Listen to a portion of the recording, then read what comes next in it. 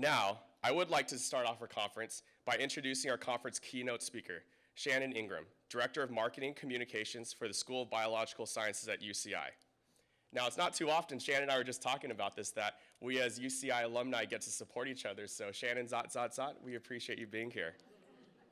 In 2003, Shannon Ingram left her job at a tech industry corporate marketing executive in Denver, Colorado, to move to her home in Orange County, California, to become a full-time family caregiver for her mother and father. Her book, The Heart Way, A Journey from Corporate to Care, is about her humbling yet rewarding and often very humorous 5 years experience as caregiving. As an accomplished speaker, trainee, and presenter, Shannon has conducted workshops and given keynotes nationally on topics related to caregiving, aging, and career transition, memory care, and communications. For the past 6 years, Shannon has served as the Director of Marketing and Communications for the School of Biological Sciences at UC Irvine, where she works for the school's dean, one of the world's premier Alzheimer's researchers, Frank M. LaFara. She is also an active volunteer for UCI Mind, the university's Institute for Memory Impairment and Neurological Disorders. So please, if you can join me in welcoming Shannon to the stage.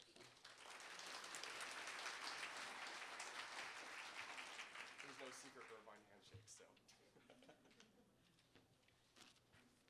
Thank you, Kevin, and thank you all for being here. What a big crowd. I love it. I'm so glad to be here. The last time I spoke to Keiro, I was talking about aging and dating and relationships. That was a fun one. It really was. So all the things that I wish I'd known before I became a caregiver. I will tell you, that was many years ago. It was in 2003 that I moved here back to Orange County from Colorado to care for my mom and dad. And I brought my husband, of course. He was my second husband because my first husband passed away in 1995. My dreamy yacht captain, who also turned out to be working for the government and was doing things I never knew. I mean, one day I woke up and he was in Libya, which was an interesting experience. But he passed away in 1995, and when I remarried a couple years later, I married a fourth-generation Coloradoan, and I thought I would be in Colorado the rest of my life. But when I received a call from my dad one afternoon while I was at work for a tech company at the time, and he said, "Shanny, Mommy's not well. I need you here."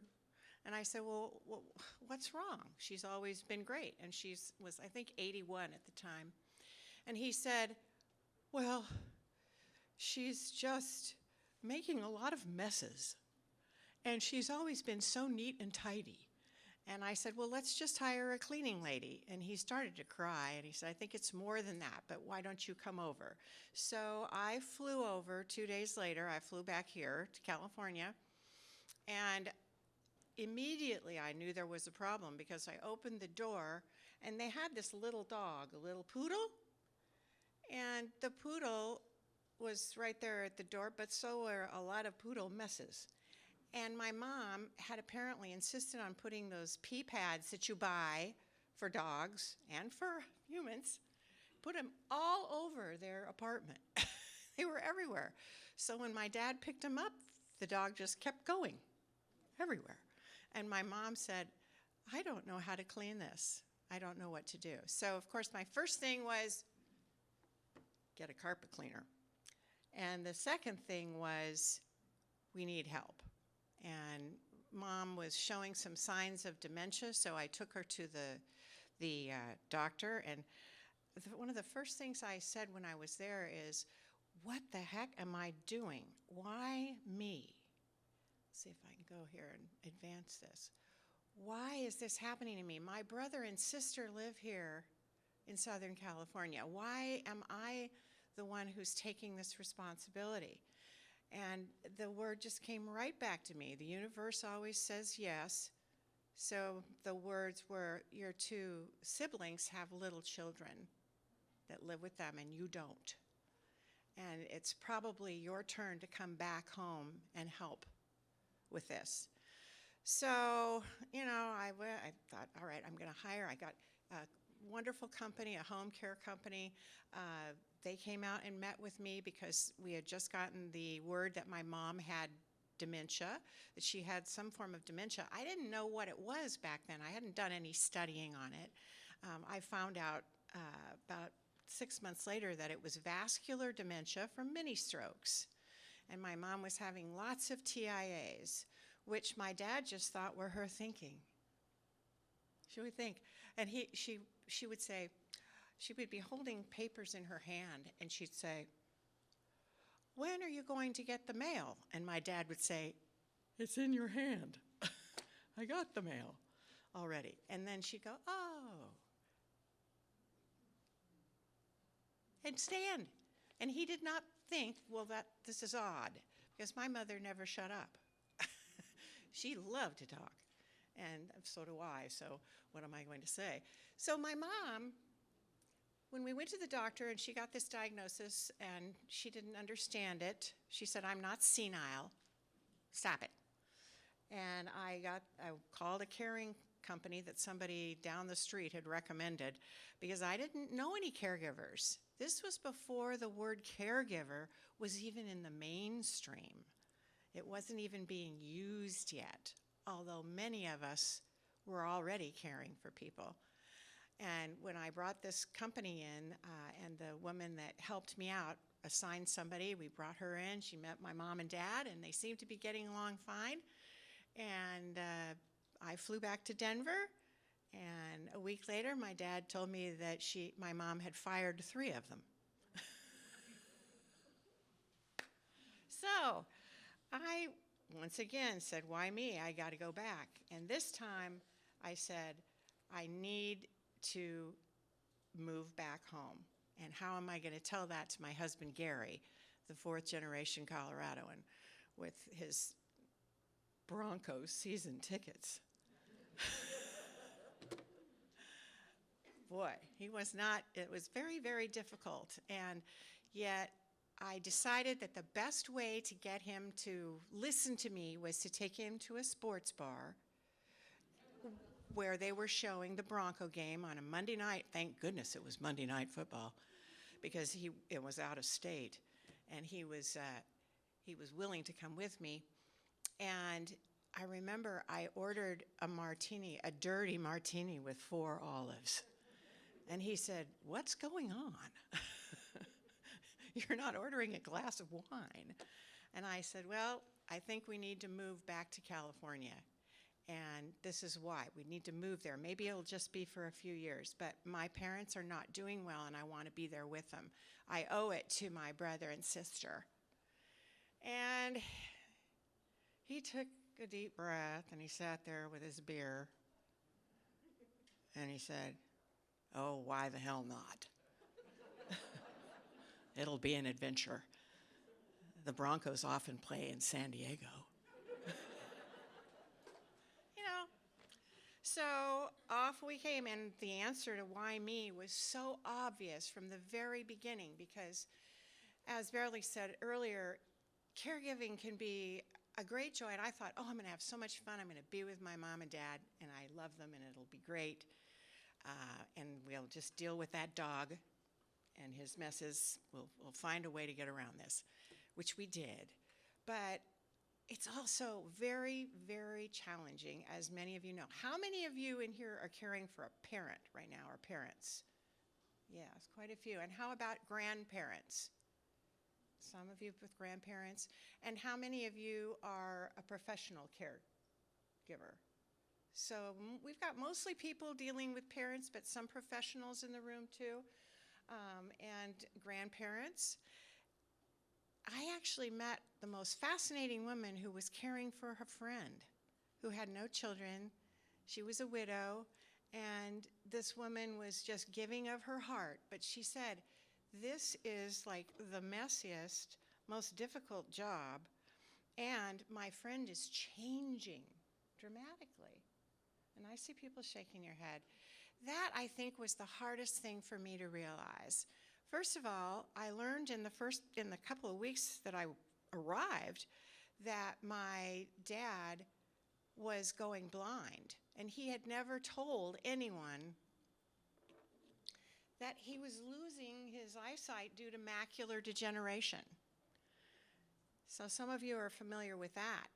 But I was wondering how he was driving up to the Idlewild area every other week to be at his ranch, which is near Lake Hemet. Some of you know where Lake Hemet is. It's up in the mountains on the way to Palm Springs. But I asked him, how are you doing this? And he said, well, I know if I'm going slower than the big trucks, I'm going too slow. And if I hit the box dots, I know I'm getting over too far. And the best is that I get off in Riverside and I have them change my radio station. I said, but this is not okay. And I called my sister who lived at the ranch and I said, we've got to stop this. You and I are going to have to, because this physical change is happening. He can't see. Well, she said, well, he sees well enough to drive. Why me? Yeah, no, he doesn't see well enough to drive. So that was a tough time trying to get him to give up driving because of physical changes. My mom's physical changes were more in her mental condition, that she couldn't remember things. And my sister's answer to that was, her bucket's just full. She's had a lifetime of all these adventures, and she can't put a whole lot of new things in there. And I said, Meg, I think there's a name for that. I think it's Alzheimer. She said, oh, it's Alzheimer's. But no, she doesn't have that. She's fine. Okay. Well, I think it's really important that when the physical changes happen and then the emotional changes that follow, can you imagine what those are? I mean, some of you are shaking your heads. You've probably seen them in your loved ones. It's happening to me. I'm 71 years old, and I think it's frustrating, and it's also sad. It hurts, and it hurt me to see these changes happening with my mom. She would cry a lot, and when I'd ask her, why are you crying? It was because she missed something in her life. She missed where are my grandchildren? Why aren't they here? You know, and why are you here every day? She didn't miss that. It was just, and it was a tough time. Her memory just started to go. I mean, I had no idea. I really didn't understand that our memory does decline at times. These days, for me, it's, oh, what was that word? What was that word? I will do that occasionally, which is probably why I'm retiring from UCI in June. But I have loved it. I've loved working, and I will continue to work and continue to speak. But there's a word that I want all of you to know. Another person that I was caring for at the time I was caring for my mom and dad, I was supporting my cousin and best friend in Mission Viejo with her mom, my Aunt Betty, who was my dad's sister-in-law. And Aunt Betty had already been diagnosed, just recently diagnosed in 2003. She was diagnosed with Alzheimer's. And she was such a lovely, lovely woman and very articulate. And Aunt Betty attended a luncheon with my cousin and me. This is where I first heard the term confabulation, because when we went to this luncheon, it was for the Pacific Symphony Foundation. And there was just a room full of about 10 tables of 10. And Aunt Betty sat with me and her daughter, Drew, and we were talking, and all of a sudden we realized that Betty had left the table. And Betty was over talking to Maestro Carl St. Clair. And I said, what's going on? And Drew said, oh, I can't even imagine. I don't know what she's talking to him about, but hopefully it's just the music. But when about 5 minutes elapsed and Betty hadn't left him, she was still there talking. And he got up with her and brought her back over to us, and he said, Drew, you never told me that your dad was the architect for the Orange County Performing Arts Center. Betty had made up a story that Maestro St. Clair just bought right into. And I couldn't believe it, neither could Drew. And as we began talking to her about where did you get that story, she told a couple of other wild stories at our table of women. And I just kept saying, tell me more. Because she was obviously taking part of a memory and connecting it to a story that she liked. And that is what confabulation is. I love the word. It's, I wish somebody had told me about it. It's a neuropsychiatric disorder wherein a patient generates a false memory without the intention of deceit. So another one that was not long after that, we went up to the ranch because by then I was driving my dad up there every other week, or I would drive him halfway out to the great gas station in Riverside and Meg would pick him up. She'd come down from the ranch and get him and take him back. And during that time, we did leave my mom at home alone with the dog, which was sometimes quite the cleaning excitement when I would return. But when we went to the ranch that day, I said, you know, he's just not driving anymore. She said, well, I'm letting him take the car around the ranch because he really can't hurt anything here. And I said, well, except he could do what's happened elsewhere. He could push the accelerator instead and kill a bunch of cows. I mean, come on. You don't want him to do that. She's like, well, no, I really don't, but I'm going to let him do it anyway because he likes to drive. So he got in her car and drove out and drove over 3 rocks and completely destroyed the engine. Oh, so I said, all right, he's got some challenges too, and I think we need to address those pretty quickly. Messy. Caregiving is messy in a lot more ways than one. Do you agree? It can be messy. You have to prepare for that. I had no idea that I was going to be cleaning up some of the stuff that happened in my parents' home. And one of the best ones was something rather, it wasn't like cleaning up from incontinence, which is on my list as well, but I came over, I had been out to the market to get them something that they needed, and my dad was making dessert. He was making hot fudge sundaes with Kahlua. And I came in the house and I said, oh, well, that's really nice that you're making dessert. And I was having dinner with them that night, too.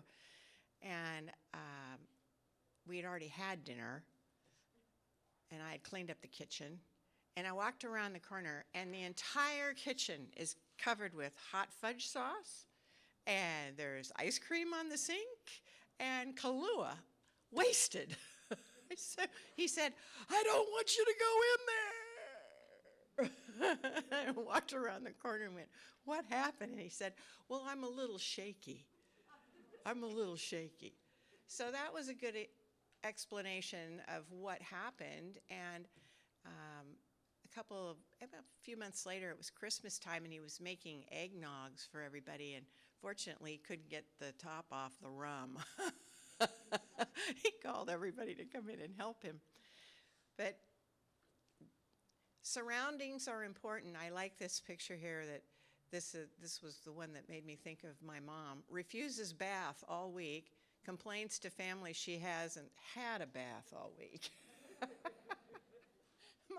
My mom, I'd say, Mom, have you had your shower this morning? And we had a nice seat in there, the good shower seats and stuff, and she'd say, yes. And then I'd go in and the whole bathroom's dry. So that was tough. It was a little messy to try to get her to do that, but we got through it. I wish I'd known about emotional issues like that, because for her, taking the shower was an emotional barrier. She was afraid of it. She didn't want to go in and sit in there. When we finally got help, when I would bring her in and sit her down and I'd talk to her while she's having a bath, she was okay. Have any of you been through that? Yeah, bath time is tough. So I think that's an important thing that I wish I had known, and I hope everybody in this room will get something from that. Incontinence, tough, really tough. My dad suffered through that for many years, and we just finally were able to get him to wear his pull-ups. And I said, let's just call them pull-ups, like we do for my grandson, Keegan. And he liked that. He would say, Keegan, how are you doing? Are you in your pull-ups? I am. So that was a lot of fun.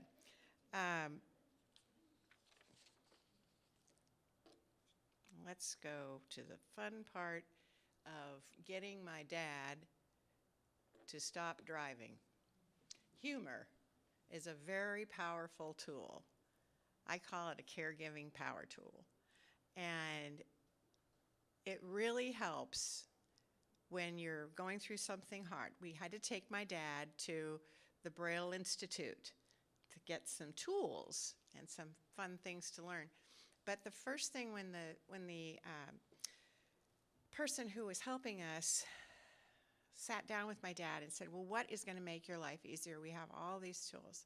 And he said, I really like that big magnifying glass that I could use. And he goes, oh, the gentleman said, well, would you be able to use that to read your newspaper? Again, it's 20 years ago. And he said, my dad said, no, I want to put it on my speedometer.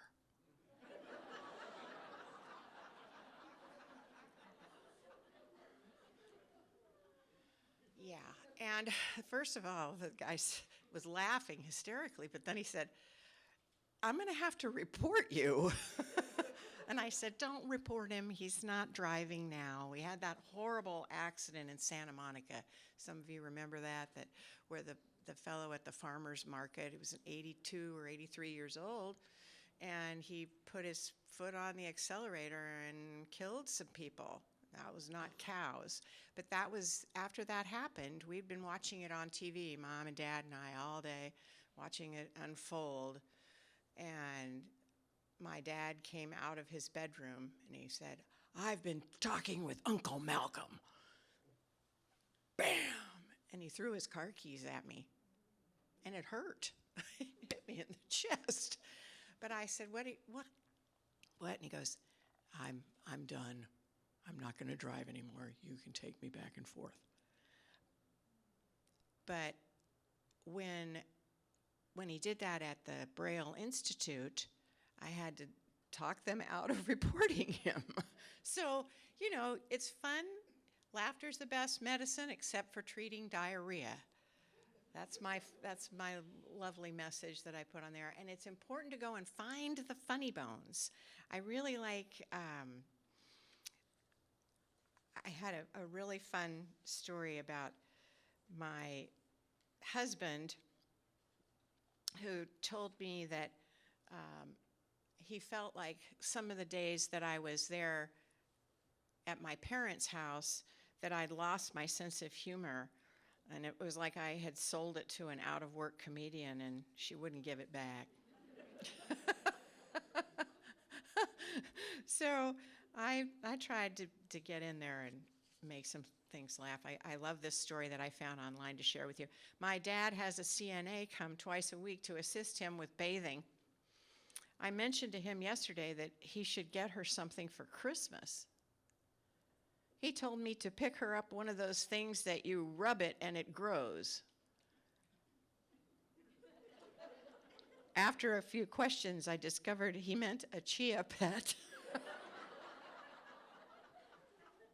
I thought that was awesome. So the way that we found a lot of humor in my family back then was we watched America's Funniest Videos. And that, we did it almost every day. I would record it and make sure that we were able to watch reruns because they never remembered the stories. It was fun. The next one that I think is really important, and I was talking about this with Carol, who's going to be speaking later, that I think it's really important to learn about assisted living options before you need them. I was also talking about this with Joan, who was sitting next to me. I didn't do that, and I had a bad experience one morning when I came to my parents' home. I had gotten them life alerts. Life alert had just shown up, you know, I've fallen and I can't get up, which is a reality. And my dad had one that he could wear around his neck. My mom had the one for her bracelet, and they had a machine on the phone. And I walk into their apartment one morning at 7:30 in the morning, and there's my mom moaning on the floor. She's been covered up with a blanket, which means my dad had gone out there, and she had, had an accident on the floor too. And I'm screaming, why didn't you, what's the buttons? Well, we didn't want to bother anybody, especially you. And I was just immediately 911, and the result of that was a broken pelvis. And it was because I had not paid attention to the doctor saying pick up all of the area rugs in their home. And Mom had tripped taking the dog out to get him onto their balcony. And she was in so much pain, and I said to my dad, could you have tried to pick her up? No, I would have fallen down on top of her, so I just covered her with a blanket. And there was no, he was not trying to be mean. He really was sincere in saying we didn't want to bother you. And so we had to have a tough conversation about that. But the next day, I started researching assisted living because it was very clear to me that now they couldn't be alone at night. If this kind of thing was going to happen and they're not going to use the life alert button, oh, I promise we will. No, another time they had a problem. They didn't use the life alert button. So I say research them all. Assisted living, memory care, there's board and care, also known as a 6-bed. There's hospice. Hospice will come into your home, which is a good thing. But I hope you don't need it. I hope that, it's tough. But it's really important also to understand the financial side of it.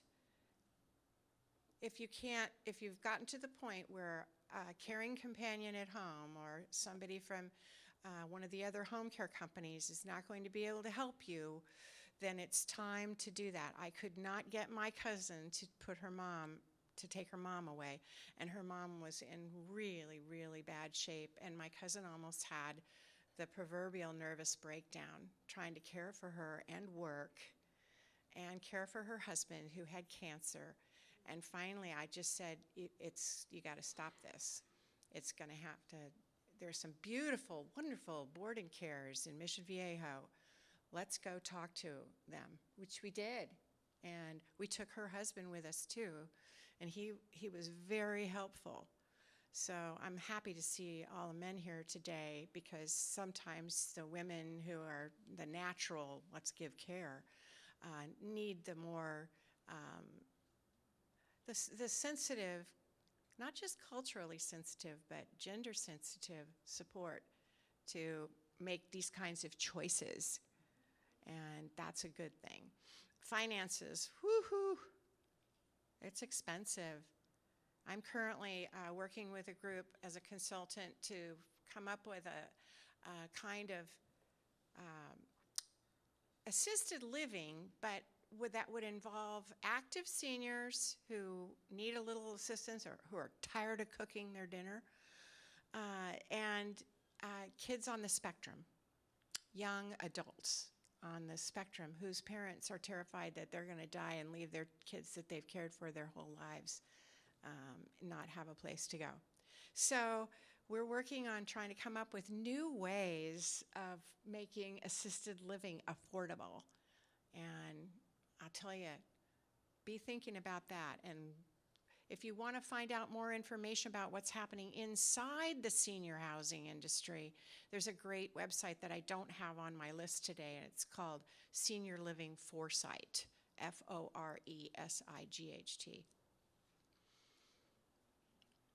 The founder is a fellow named Steve Moran, who's one of the paragons of the assisted living industry.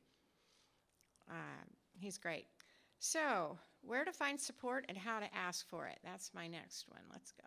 See how we go. This was how I felt. I'm not an early bird or a night owl. I'm some form of permanently exhausted pigeon. It's just hard. There is going to be increased stress, as we've been talking about so many stories.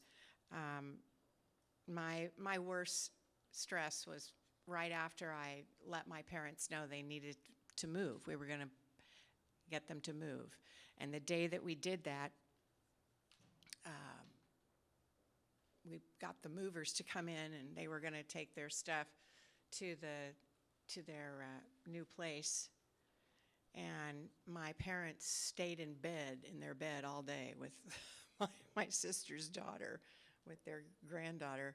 They wouldn't get out of bed, and they told me that I was out of the will, which I was expecting anyway. But fortunately that changed, because by the time we got, it was so stressful, but I had my sister and her husband, my brother and his wife, we were all helping that day.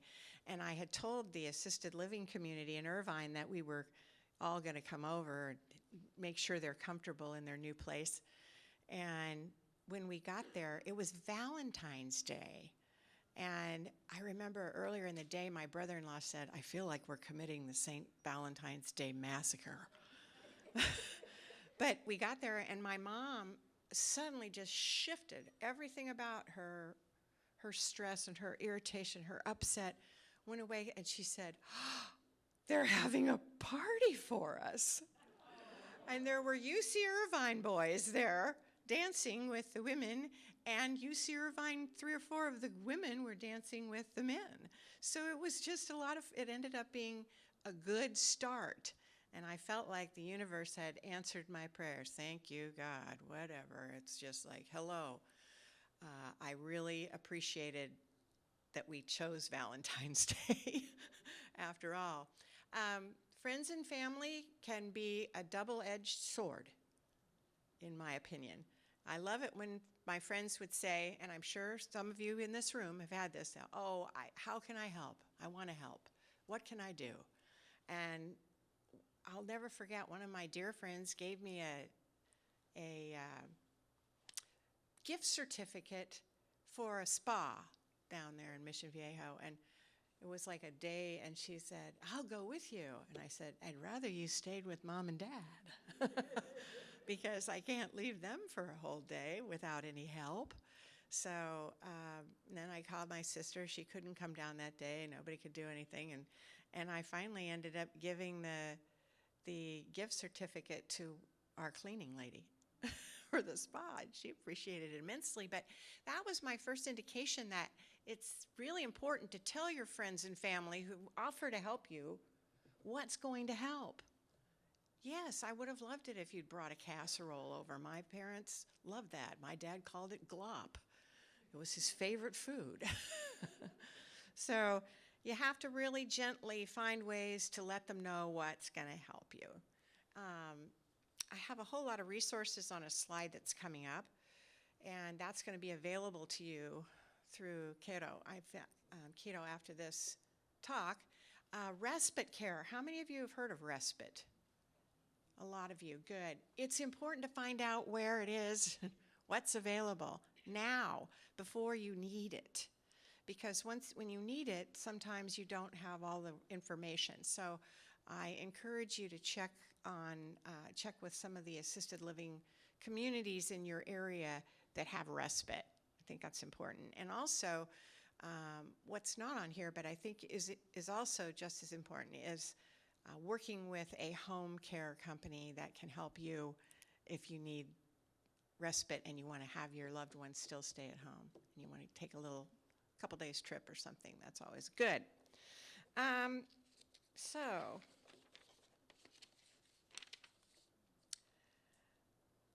caregiver burnout, it happens.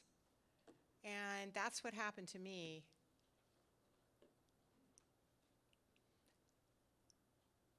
I got to a point where I couldn't handle it anymore. And I put this slide up here because my husband sat me down one night and said, "You're depressed. Seriously, you cry all the time. You feel so guilty about what you're doing." This is around the time I was having them move into a Brookdale community. And he said, "You're the hero here. You're not the victim. Stop it. Your parents adore you.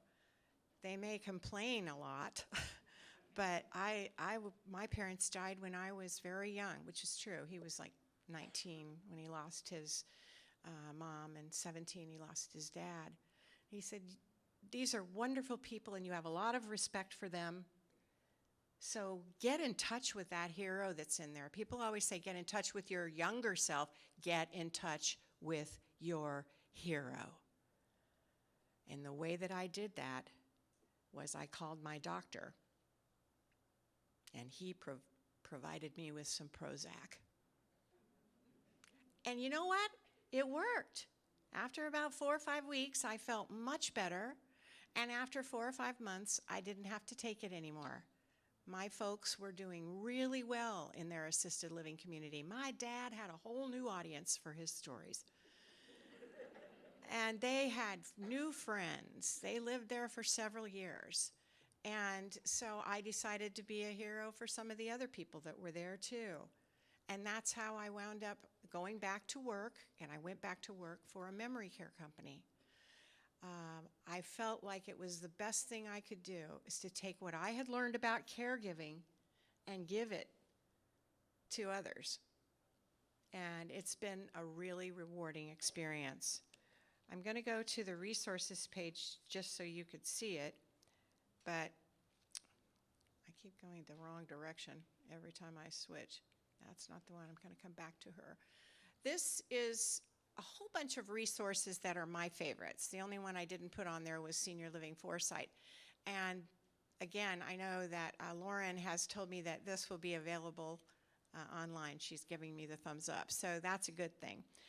In closing today, I want to share a quote from one of my heroes, introduced to me by my friend Ruth Ann Hattori.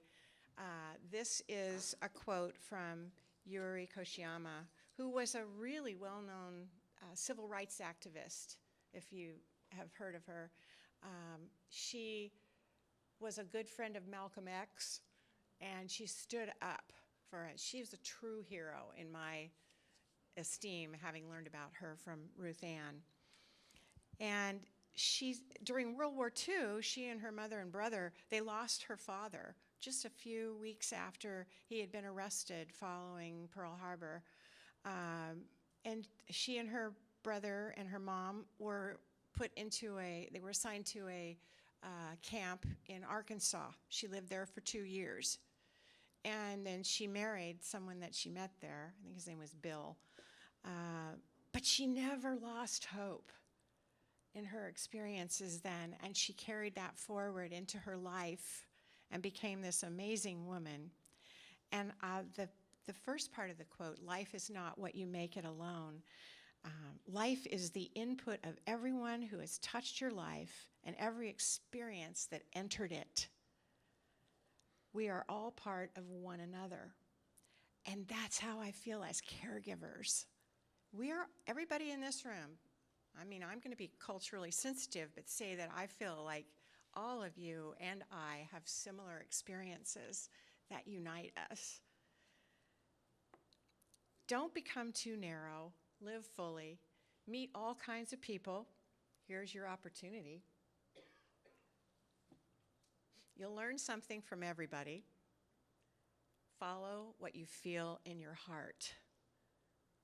And that's part of my journey, the Heart Way, from corporate to care. And now I'm really excited to be getting back into care. Thank you so much.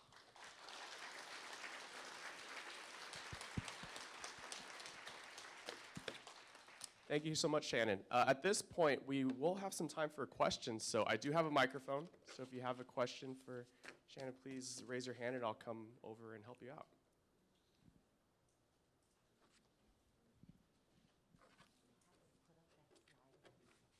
The question was, Shannon, can you please put up the slide? Oh, perfect. You think I can? There it is. We'll leave it up there. Great resources. If you want to talk, I'd be glad to share some of those resources with you afterwards. Well, thank you very much. I appreciate it.